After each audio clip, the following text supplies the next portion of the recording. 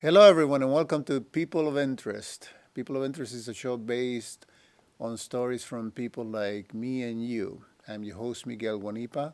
Today, I have a very special guest. It's Her name is Lisa Campopiano. She's a very bright and cheerful person, and I wanted to have her in my show. And welcome, Lisa. Hey, Thanks for Miguel. coming into the show. We're not shaking hands these days, I you know how it know, I is. know. But Thanks for having me. we'll do like a virtual shake, like the elbow. Thanks for coming over. I always tell people, uh, thank you for allowing me. I'm gonna be basically taking an hour from your life right now, and thank you. I'm grateful for you allowing me to do that. It's my pleasure. So you just told me something. What was it that you just told me right now before the show started? A little bit about sort of coaching and No, but you said something about your favorite book. oh, my favorite Right, book, right. Eat, Pray, Love. Eat, pray, love. Mm. I heard about that. Yeah, I mean it's been out for quite some time, and for me, and I think there's probably a lot of people that had a similar experience when they read it many years ago.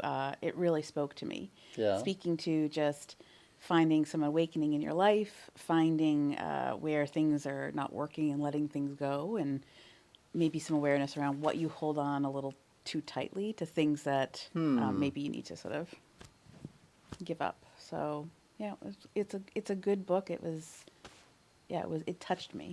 It's my favorite book that has like earmarks and is Oh. worn and Was there a particular uh, time in your life that you kind of felt? I mean, sometimes when I read a book, sometimes or read something, hmm I may read it. I may have read it maybe 10 years ago, and then all of a sudden I pick it up and I see something like, oh, I never saw this in here. yes. So was there like a time in your life that Oh probably why you yeah. felt called to Yeah, read and that book that it spoke to you? Or, absolutely. And yeah. from whether it's job transition time or, trying to find a little bit more of myself, Mm-hmm. questioning like relationships, things like that, Yeah. questioning, am I spending my time in my life on this earth in doing the right things? Yeah. And I think books sometimes find us, when they're supposed to find us, if you Hmm. will. Yeah. So that book found you It definitely did. at a time in your life, It and definitely it did. gave you some food that you sorely needed. It really did. Yeah, there was Yeah. different pieces that I would read and I remember so vividly, and this is probably I'm well over 10 years ago at this point, Mm. um, that I remember and I thought this was written and to me, like it speaks to me. Mm-hmm. So yeah, it's still my favorite book. What was this? What were the circumstances in your life that kind of drew you, like that So touched those?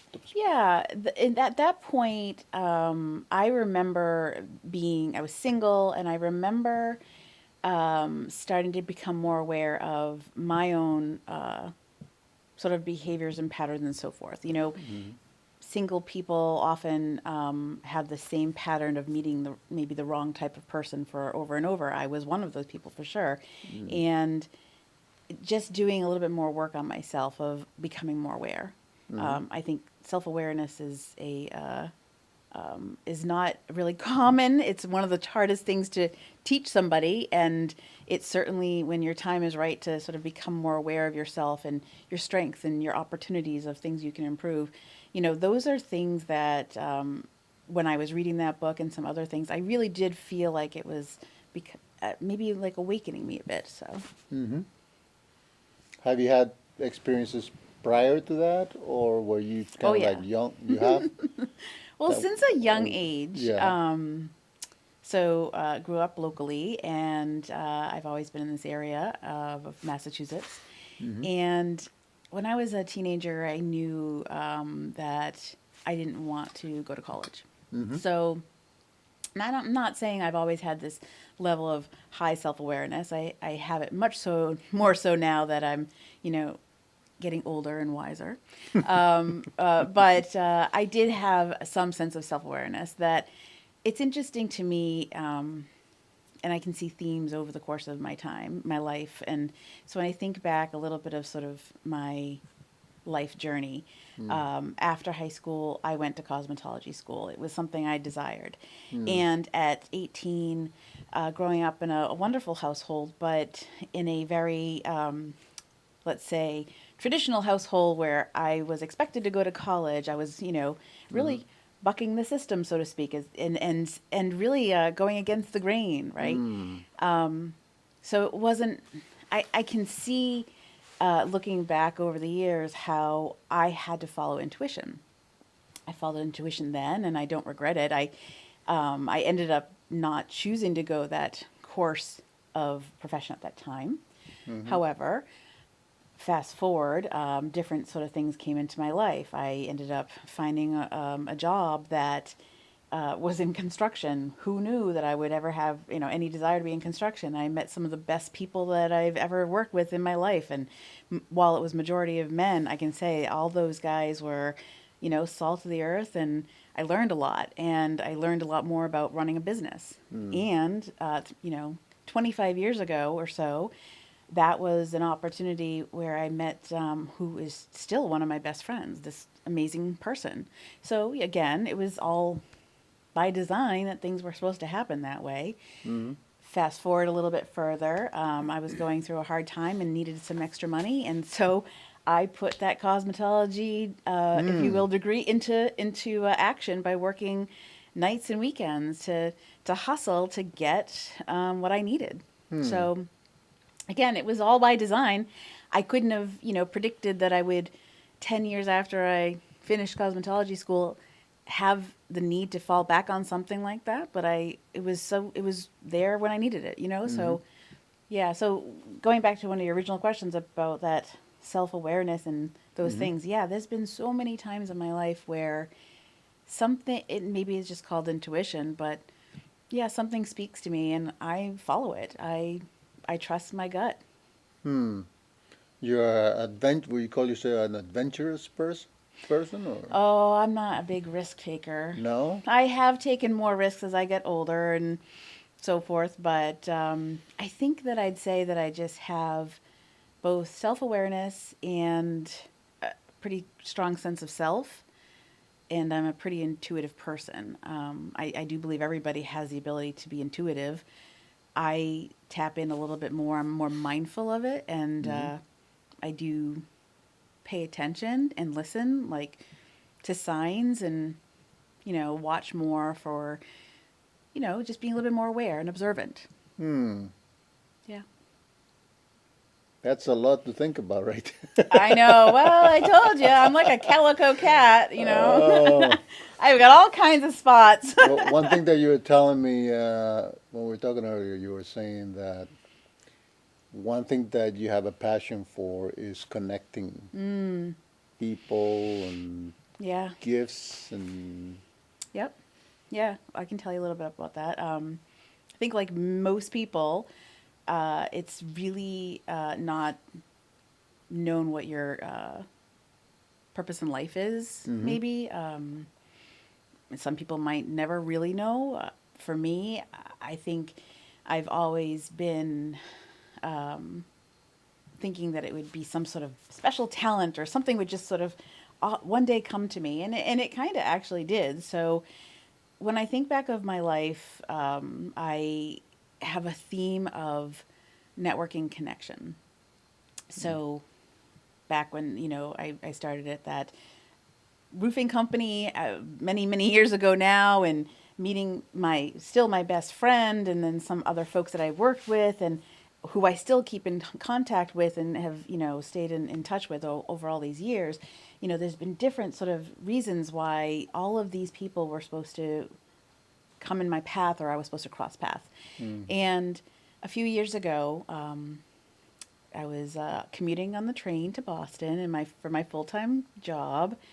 And for me, the commuting time actually was a time where I started doing journaling and a little bit more sort of just mind mapping a bit, like thinking, having the opportunity to sit quietly with maybe a little bit of music on for an hour on that train ride. That was always I started my morning off on the right note without, commuting traffic things like that. I just was able to decompress a bit. And so I started to journal on things that gave me joy. I started to journal on what are the things that I've like done really well over the, like what are my themes?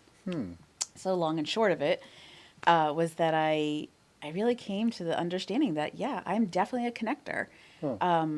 I can tell you if I look around my life, there's lots of friends, lots of business associates that I've just, somebody will say, oh, I'm thinking of blah, blah, blah, blah. And they don't come to me to get help per se. They're just telling a story. And I'll say, you know what? I think you should actually talk to this person over here. Or, this my friend, blah, blah, blah. You've never, let me connect you. Let me introduce you, and yeah, I could rattle off so many examples of people who have either found, a spouse, had great professional leads, had different, lots of great friendships that have been formed. And it's just following my intuition on connection. And, I took it a step further, and I know you know this, but I took it a step further a few years ago. And I'm very proud that when I was thinking about, okay, I do think that my life purpose is about connection. So I took it a step further and started an organization with a few friends of mine for connecting women, to inspire women, to bring more women together. Because I think that there's something to be said about we're so similar, and yet we don't realize that all of our trials and tribulations that, all the house next door has similar trials and tribulations. We just don't always tell each other that, right? So, or we don't maybe have an easy access to find these inspiring people that are in our communities. We don't go around and say to the cashier at the grocery store, hey, tell me a little bit about yourself. We don't, when we go to a lovely store, in downtown, like little shops, how many people sit there and say, hey, tell me why you opened this business? What was it about this that made you want to open your own store? I mean, we just don't do that. Yeah. And so my idea was, why don't we bring women together and start to showcase a little bit more of some of the women in our communities that are doing some cool things that otherwise we may not have ever had the opportunity to meet them. And there's a name for this that you started, right? Yeah, the organization is called Women of Massachusetts Engagement Network. Women of Massachusetts Engagement Network. Wow, it's women. It's women. I mean, that's not an accident. Did the name come before, or did the acronym come? And I was thinking, I'm like, well, it really just makes sense. There's so many things that I could do with this, but no, it kind of all came together. It actually came together on the train one day. Many things have come together on the train. Again, it's a great hour of think time. So yes, this Women of Massachusetts Engagement Network, I tapped the shoulder of a few friends I actually used to work with and have kept in contact with, and said, I think that this could be a fun thing to do. What do you think? So yeah, we launched it. It's been hard during COVID because pre-COVID, were meeting in person. In other words, anybody can come. We have it on our website. We have a Facebook page, and we just always find a guest speaker. Usually there's some sort of topic there for them to speak for about 15 minutes. I've had life coaches. We've had different business owners. We've had all kinds of different women join us to speak. And then there's an hour, 2 hours for you to meet new people and mingle. And because we've been lucky enough to find restaurants locally that were willing to let us use their space for free. Monday nights is usually a good night for a restaurant to bring in 50 to 75 women that wouldn't be there normally on a Monday night. So a couple drinks, some food, and we're bringing them some revenue, and at the same time they're letting us use their space. So let's go back a little bit then. Sure. Let's go back to, as far as you can remember, consciousness. In my childhood? Like my first memory as a child? Your what? My first memory as a child? Oh, well, yeah, sure, you can tell me that. I was going to go someplace else, but that's fine. I don't know. Is that what you're asking? Do you remember what your first memory was? My first memory as a child that I remember, I was 4 years old, and Yeah. I can specifically remember being in my grandparents' yard when I got a cat for my birthday. And I remember that cat. My cat. Well, that cat was memorable to anybody that grew up in my neighborhood because she lived to be 19, and she was an amazing cat. But Yeah. that's my first real true memory, I think, of my How old were childhood. you then when you got 4. this cat? 4 years old. Oh, I don't Yeah. even think can remember something when I was 4. I'm not gonna say I remember that. I can't remember what I had for breakfast yesterday, though. You So remember? You remember? You remember the cat though. So I'm thinking. I'm thinking because um, who we are has a lot to do with how we grew up, the people that are in our lives. it's Our true. families who affected us. So when you how big is your immediate family? So I have one sister. Yeah. I grew up also with my cousin, who was like a sister to us and still very close Yeah. to her husband, and her little girl too. So, and then of course my mom and dad, who are still with us, and they're living locally. And as I age, and I can see the appreciation of what it was like to, be a parent and so forth. But yeah, Do you have children of your own? Or? I do not have my own. Oh, because when you said that, I thought, oh, would appreciate as a parent, but okay, Yeah, so just the fact. I mean, as my full time job being in management, hmm there's a level of understanding what it's like to teach the younger generation and oh, okay, lead. So I can appreciate what it was like to for them to try to help raise us. And my sister has twins. They're 18, and I've been in their life since you're the the day they were aunt. born, and I love them like they're my own. So watching them grow up has been one of my biggest joys, and also I know it's incredibly hard. Hmm. So yeah. I was just reading something a couple of days ago about aunts and the importance of aunts. It's a little essay that a guy, his name is F.W. Borham, wrote. Hmm. If you ever feel like reading something Yeah, I would like to that you read can that. relax, but I was thinking about asking you. So you grew up with these two other women in your life. Are they older, younger, or One is older and one is younger. yeah? And who was the person that was the most dominant personality in You that know, group? I'd say my sister and I both have a dominant personality, but different personalities. Yeah. I would say she's more dominant in the growing up. She was more dominant in the mature, responsible way.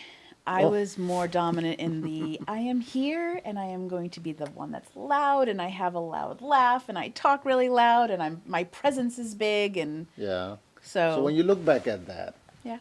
and as you grown up through the years, and you look back at that, so how have you changed, or how have you seen yourself change, one direction or another, where you think, oh, I used to be more like this, but now I'm a little bit more like this, or I've Yeah, learned I this. I think Tie it to this awareness thing too, if you can. yeah, I can. Yeah, sure, I can Yeah. tie it to that. So I would say that I don't think I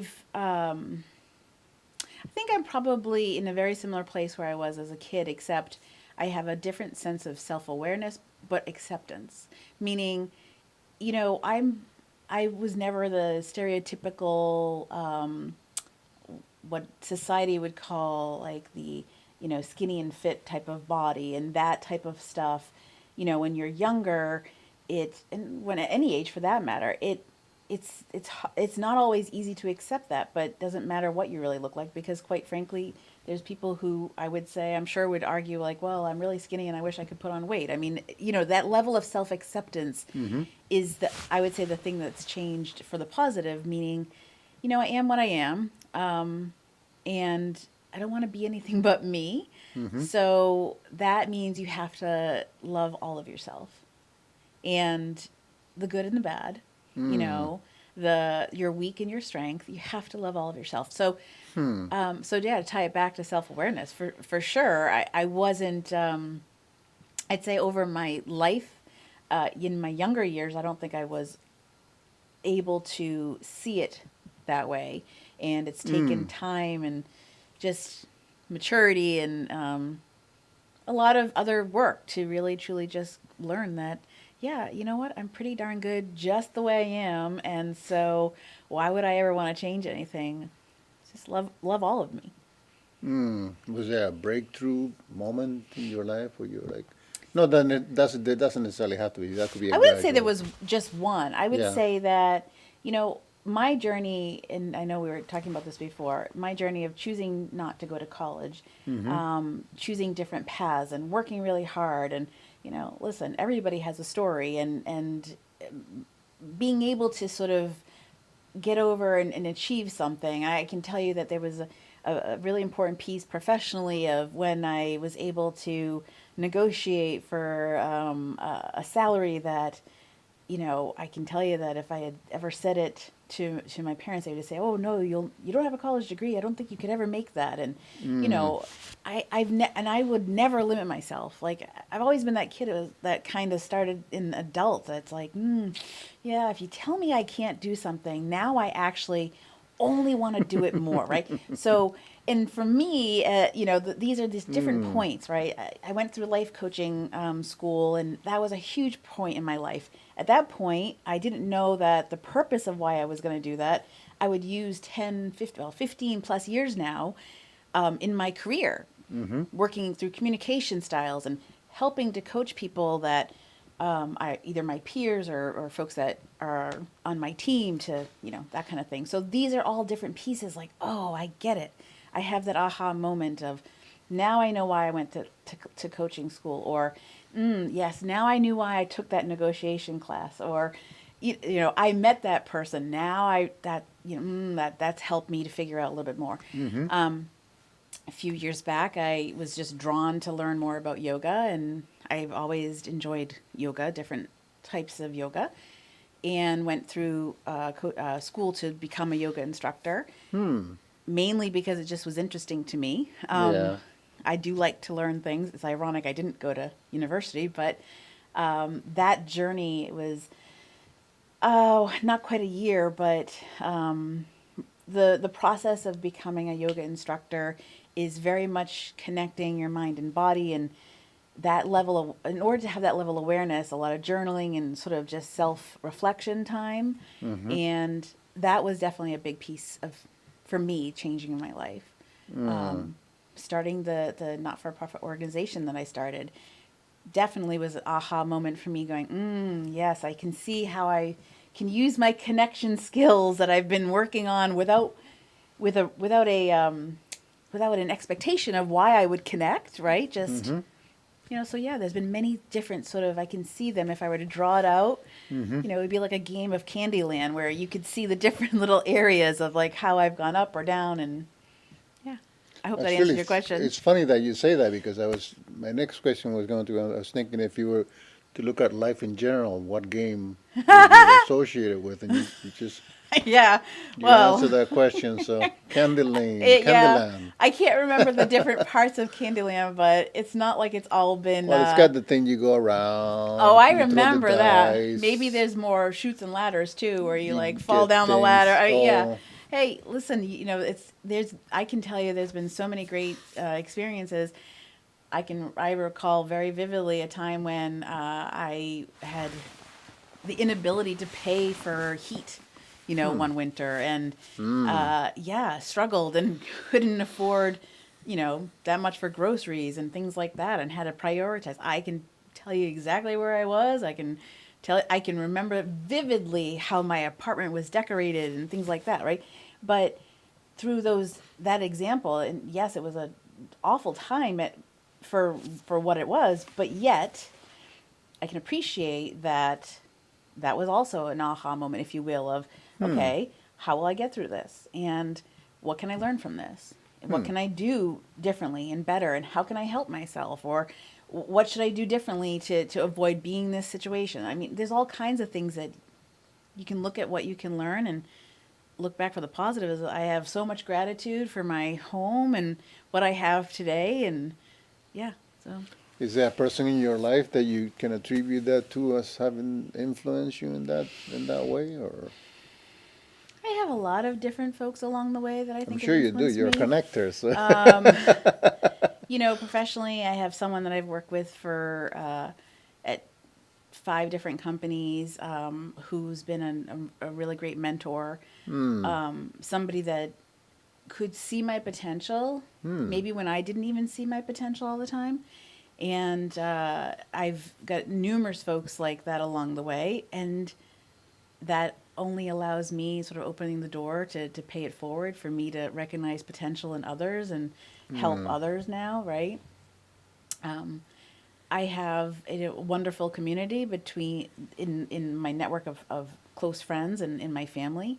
I have some amazing, tight girlfriends that I just I can't say enough of how incredibly fortunate I am to have some wonderful best friends that I, I don't know where I would be. There just some hard times along the way that you can tell them anything and they don't judge and they're just there for you. mm, So yeah, I have plenty of people that have been an important piece of my life so far, and I'm sure there'll be a lot more. mm. What do you do?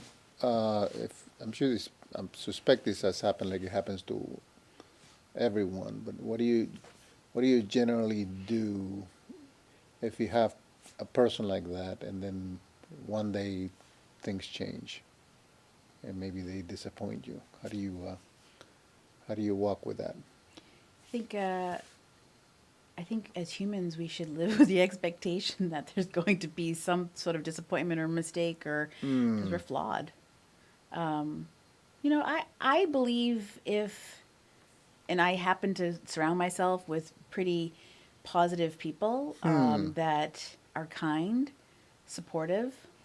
uh, I've chosen very selectively along the way Hmm. to cut ties where I need to, because if the Hmm. energy isn't really about Hmm. lifting each other up, then it's not really working. So Hmm. I am one that we talked about this. We were joking about some of the stuff I've been working on the past week of taking some time off and cleaning house. Yeah. In life, Hmm. cleaning house also has to be about recognizing like what's around you. What's the energy surrounding you, the people surrounding you, your network? And are Huh. you choosing properly? Huh. Strategically, are you choosing people who believe that by to rise, you lift others? So, Tell me that again. to rise, you lift others. Okay.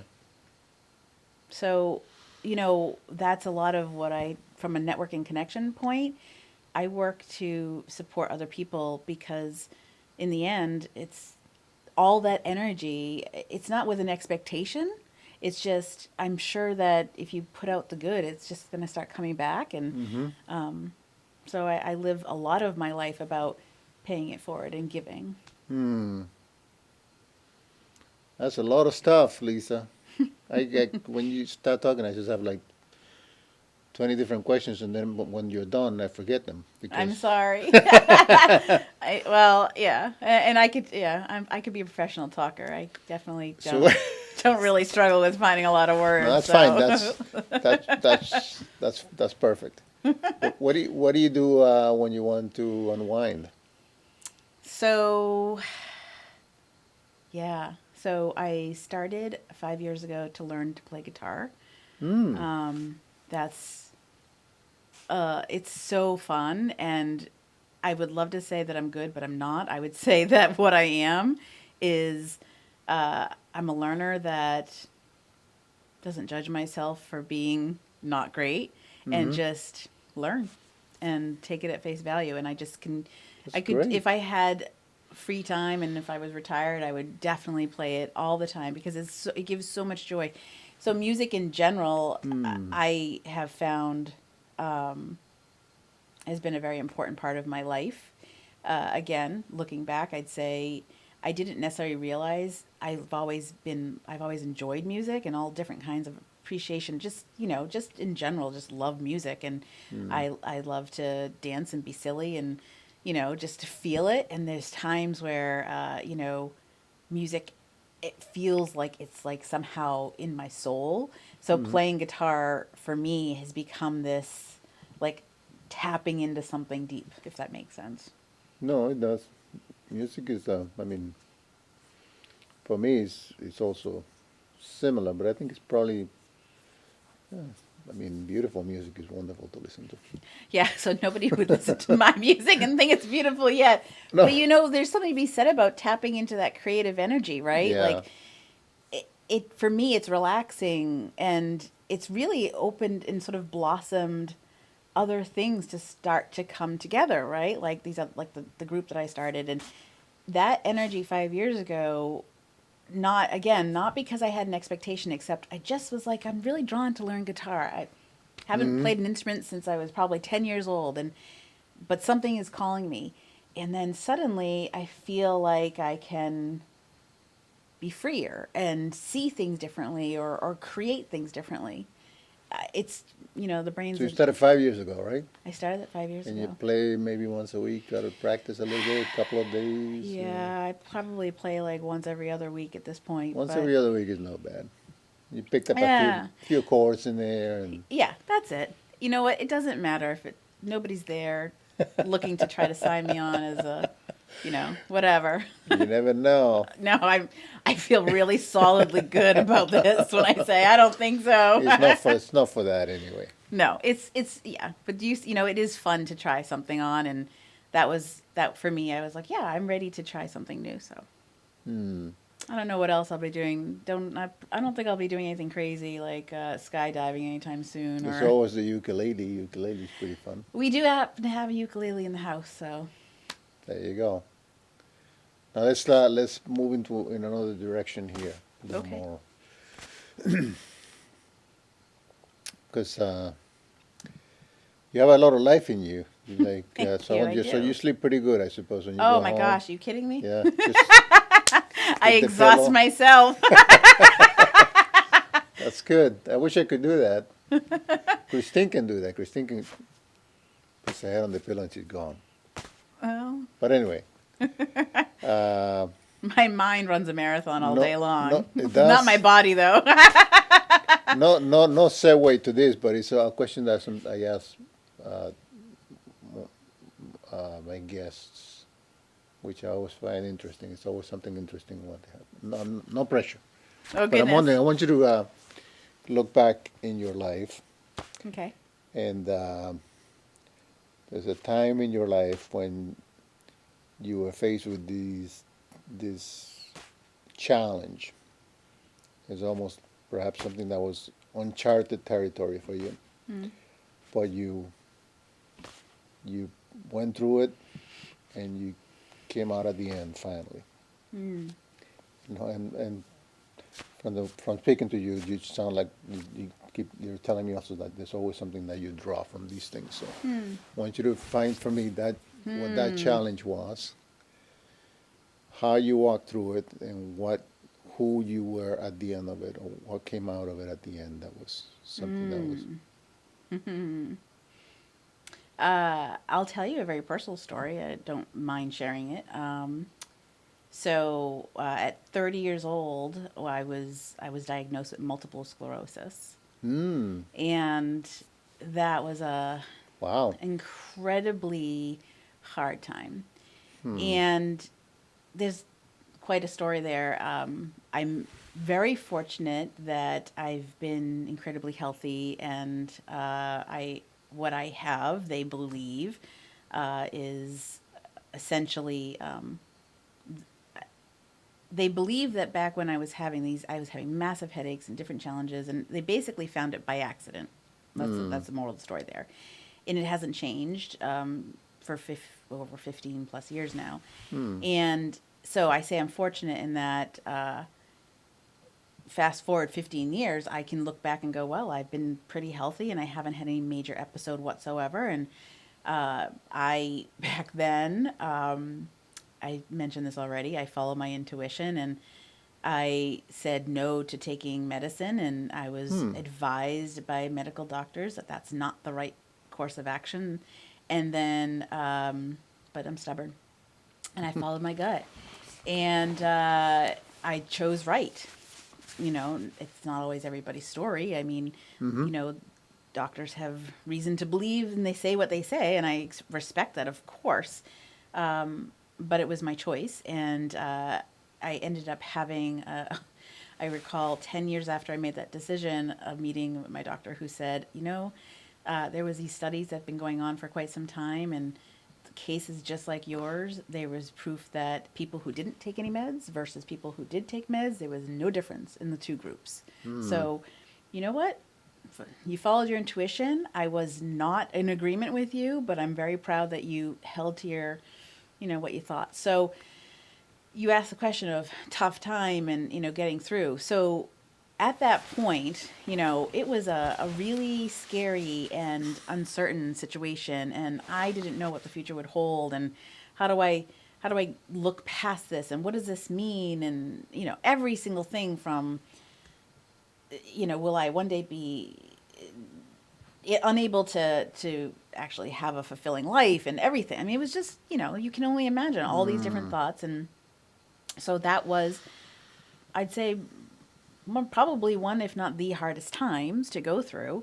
I was single at the time. I didn't have somebody other than my amazing family and friends I mentioned earlier that they stuck with me and they just helped me figure it out. You know, my sister would go with me to do research and do the doctor's appointments with me, and just, I was never alone. It felt lonely, but I was never alone. So how do I come out of that? Well, I looked to try to find hope and kept on keeping on and would not make it my story, meaning, you know, these things don't have to define us. They're part of us. Things that, good or bad, that happen, they are part of our journey and part of what we, when we describe ourselves as whole people, but I didn't let it define me. I didn't make it my whole story. It was just a part. And I had to look, in my head, I didn't have a choice but to be looking forward. Meaning, I can't control it. This is not a choice about what they're diagnosing me with, but rather it's a choice of how I handle it. And I chose to take a hopeful approach. Again, I'm very fortunate because I couldn't have possibly predicted that I would had, you know, the past 15 plus years be healthy. And I don't know if there's no wood to knock on, but, you know, let's hope that I continue on for many, many more years with that same story. My doctor will tell you that you can't predict it. So you have to live hopefully. So I choose that. I choose hope. I think it was Maya Angelou said this: hope and fear cannot coexist. Choose one. Makes sense, right? Like that, yeah. They can't coexist, so choose one. And I probably have not done her quote justice. Maybe I didn't say it word for word, but yeah, I choose hope. Yeah, my sister and I were talking about something the other day, and she said, and I think this makes sense. She said, you can choose your hard. You can, you know, both these, we were having a conversation about something, and she was like, both these routes are going to be hard. You know, you can be stuck in, this was a story about somebody else, you know, you can choose that stuck where you're not happy and you're grumpy and you're having a hard time. Or you can choose it's going to be hard, but I'm going to do the hard work to get out of it. Choose your hard, right? Like, that's life, right? Like, everybody has a story. Nobody's better than, nobody's less than. You're just your story. And yeah, these types of things, when you think about, I think back again, I told you I was a calico cat, right? Like, I've got all these different spots, and you gotta, choose your hard. What are you going to focus on? The positive, what's the mindset? What's a calico cat? What do they look like? All these different Are spots. those the ones? I know there's I'll a send tiger. you a picture after. There's the tiger type and with calico. Let's just say it's like What? Like a leopard that has spots Like a then? leopard. I've got all Oh, kinds of okay. spots. All right, all right. That's good. No, the analogy works. It's just trying to figure. I have two cats, but one is black and the other one's like a tiger, kind of, or calico. I heard of the calico, but I It looks like honestly, patches, all different patchwork, like a yeah, quilt. yeah. There you go. That's how you see in your life. That's a wonderful thing. That I mean, that at first that must have been pretty tough, Mm. but you made a choice in your mind. Now, you were telling me about a book that's one of your favorite books earlier. Mm-hmm. So tell me a little bit about that book and how, because before I ask you the question, is I'm thinking something that you said that the book finds you. You Sometimes I said really that. do believe that books just find you. Yeah. You don't always find a book. Somehow it finds you. Could be that somebody comes up and said, "Oh, I just read this great book. You should read it." That type of thing. Or, um, we're all social beings. We go on to different websites and you see an ad. I mean, these are all Right. things that I think sometimes they find us. And yes, Mm. I don't remember, that was a while ago, where I was introduced to Eat, Pray, Love, but Mm-hmm. it definitely, there was pieces there that spoke to me, Mm-hmm. for sure. And tell me about some of those pieces. Mm, I think it's about, well, I mean, I kind of mentioned a little bit earlier. I think it's about just helping you to see the flaws and see where what your choices are, right? And Mm-hmm. and don't get me wrong. I mean, I do choose hope. I do choose to be a positive person, Mm-hmm. but I'm not perfect. And, I'm not, I wake up and I've got, I was grumpy about something happened in my household and I was like, whatever. I have those moments, but Yeah. I'm, but I do feel as though I am more conscious and thinking about what energy I'm putting out there, much Mm-hmm. more so. So from an Eat, Pray, Love perspective, yeah, I mean, being able to see that she was journeying around the world. So the book is about her travels, but it's also about the journey through her life, meaning Mm-hmm. the relationships, her evolution, her self-awareness, the her self evolution, if that makes sense. Mm-hmm. So those things speak to me. I could easily see that I needed to do some of that work myself, if Yeah. you will. And so yeah, that was a lot of what I got out of that book, was just seeing seeing myself a little bit in what she was doing, if that Mm-hmm. makes sense. So you're, I mean, you, how do I say it without it sounding insulting? Oh goodness. You're young. I You're very appreciate that. young. You can I say that mean, for as I was long gonna as I say you. live. I was gonna say you're relatively young, but then I said no. I'll just say you're young. So, I so, accept that. so, so I'm relatively young too. So, but I think you're more relatively younger, relatively. But anyway, my question was, so you have. I mean, do you look at life and think there's a lot ahead of me, a Oh my lot gosh, left? yeah. You Yeah. know, so as I've gotten older, I think about things that a lot more about, all right, what makes me happy? What could I do? What can I do differently? What could I do for joy? I Mm. actually started this past year. You asked me earlier about risks. I'm not really adventurous per se, but Mm. I in my this past year, I was very drawn to this personal trainer who I really didn't really know very well. Just again, certain things call to you, and I had reached out to start working out with this person. Mm-hmm. Loved working out with her. She was great. She I have some issues with my knees that is getting worse, so I've like started to find that I can't move my body the way I'd like to. Mm. She came to me one day in June and said, "I've decided I'm going to do this workout in the pool." I was like, "All right, tell me what this is." It's this using the pool. It's going to be this high intensity and interval training, but it's going to be low impact because it's in the water. All right, so I take the class. Mm. I love it to the point that everybody's leaving this class like, that was the best class. I love that class. And I texted her at 5 a.m. the next day going, I love that class so much. I have an idea. I bet you there's a lot of people in this world that would love this type of class. Let's start a business. And she was like, all right. 5 a.m. 5 a.m. I texted her. So, true story. Yeah. So, this started, like I said, this has been going on now since June. So, the two of us have actually launched a side business that we're actually launching in about a month to train other fitness instructors to teach this methodology of a HIIT workout in the pool. And, you know, for me, it's not a terribly large risk.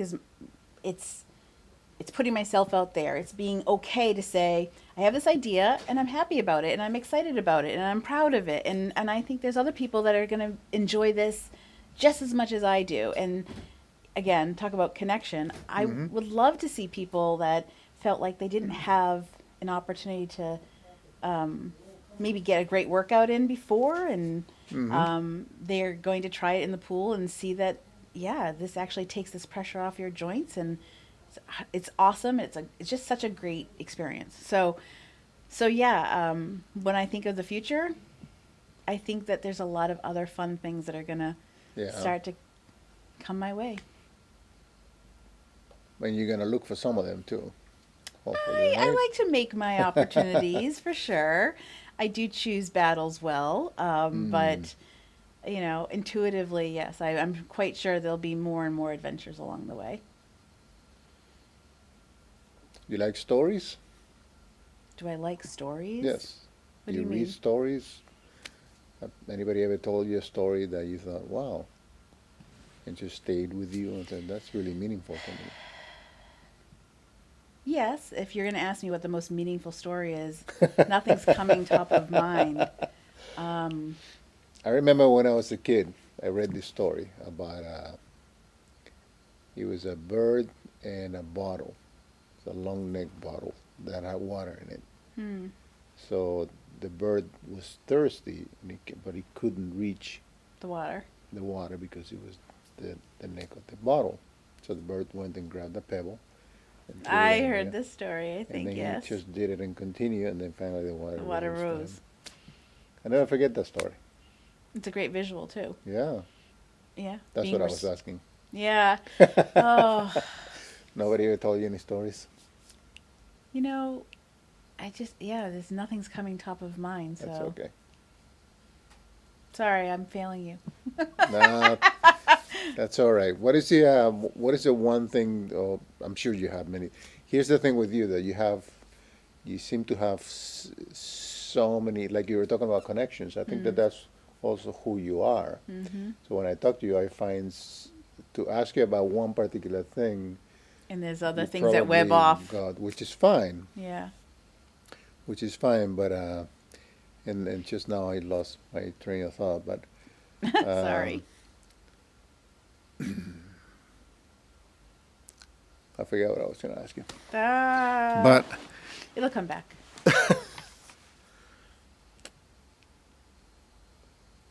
No, never mind.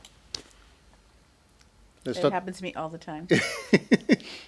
Usually it's when you're leaving one room to go to the other, and I was like, what am I Yeah. doing in this room? You do that. Well, we're talking about the future, and we're talking about the many things that are ahead into the future. So, what is the one thing? This is what I was going to ask you. What's one thing that you said, boy, I really would like to be doing that. That's it. That's the path that I would really, or at least explore that. I am very drawn into helping and inspiring other women, and I do think that if I could spend more time developing programs or organizations and so forth that give women more opportunities for development, for coaching, for their own, different ways to find, opportunities to find them, different, just themselves more, let's say, or to help people that are struggling. So you're doing that right now. You're I'm like doing that in pursuing a small way, something. for sure. Yeah. If I could do more, if I could continue to build those different ways to empower and inspire women, I am very drawn to that. Yeah. And, I think that, or I should say, I know in having conversations with different women, we still just struggle with maybe Hmm. acceptance Hmm. or, different fears. I mean, gosh, fear is a very powerful tool. It's a And lot of pressure on women. there's a lot of pressure on all humans, but I think that often women put themselves in the back seat as opposed to um, for different reasons, right? Yeah. Sometimes you if you're a parent and you're naturally putting your children first, or Mm-hmm. maybe you have a significant other, and as humans very often we put them in front of us, or we don't put our own sort of and many women, they don't even have the time to be thinking about you know what they could be doing for life goals and they just there's Hmm. a lot, I guess there is a lot of pressure on women, but I think that there's a way to bring that into your everyday life, even if it's little bits and bites. And that to Hmm. me, through my own experience, I feel like there's it's good and healthy to remind women of other tips and tricks and so forth, or give them a community where they can feel inspired and welcomed, no matter what they're doing, whatever profession or no profession, or as a student or as a retired person. And, there's just so many different things. So uh, I feel so optimistic and hopeful about my future in that I know that whatever that is, what I'm supposed to focus on and however I'm supposed to build, Mm-hmm. it's right there. I'm right there on the edge of something else. Yeah. Yeah. I just continue to feel that, Huh. like, yeah, I can see how it's come. Something else is coming around the bend. I can feel it. What do you think it's going to look like when it comes? You know, I this may not make sense, but I'll do my best to explain it. Yeah. It's not my business to know what that outcome is. Meaning, That makes right sense. now, when you don't tie a certain outcome or an expectation, Yeah. you just enjoy the Hmm. present and the journey. And that's a lot of what I've been, you asked me earlier, if have I changed? Well, that's the one thing I would say is I've changed in my life is Hmm. I get to let go sometimes of an expectation of myself or of others or what's going to happen or this. And then you just get to live in the moment and you appreciate the present, and it always somehow opens up and comes together for me. So that would be my bit of advice to give my younger self if I could, is be in the present and trust. Hmm. Have that faith. Hmm. Well, let me ask you. Let me give you an opportunity here. We're going to be done pretty soon, Mm. and I always give my guest an opportunity to share something with the potential audience out there. Okay. So I don't want you to have to like don't not a lot of pressure. You don't have to whatever the thing most that's most on the surface that you feel that you would like to share with the audience as your parting. Yeah. And that you don't have to that need to be short, could be long. It doesn't matter. This is like Yeah. your time, Thank and you. so. I didn't come with anything prepared, but I think Oh no, I wouldn't have liked that. I want you I to I know want it you to come wouldn't. from the heart. Yeah, I think I do sincerely believe that the quote I mentioned earlier from Maya Angelou is so incredibly impactful, that hope and fear can't coexist. So choose one. And whether it's that we are even knowingly doing it, I think we choose paths that are safe.